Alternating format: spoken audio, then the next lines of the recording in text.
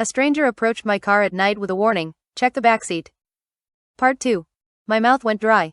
Time seemed to slow as 1,000 horror movie scenes raced through my head. I could almost feel the piano wire digging into my neck, the barrel pressing into my temple. I undid my seatbelt and prepared to launch myself out of the car. Now that the intruder knew I was aware of their presence, would I even have enough time to run? With one hand on the door handle, I stole a glance into the rear-view mirror and saw no one.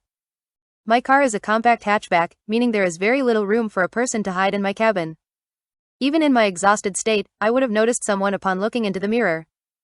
My terror fading to confusion, I turned around in my seat, surveying the cabin with my own eyes, and confirmed that there was no one in my backseat. Click.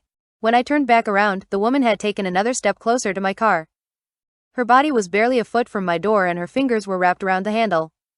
There were a few more deep clicks as she tried, unsuccessfully, to open the locked door. I raised my gaze, and she gave me an odd smile, as though she and I were sharing a private joke.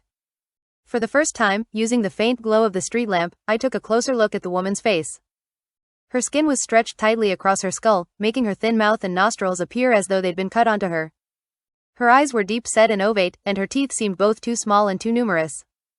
I allowed myself a brief moment to gawk at the face before me, and then I threw my car into reverse and hightailed it out of the lot. For a few disheartening seconds, the woman held onto the door, keeping in step with my vehicle as I backed up.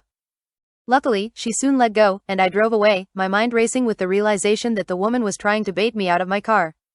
Even more disturbing was the fact that it had almost worked.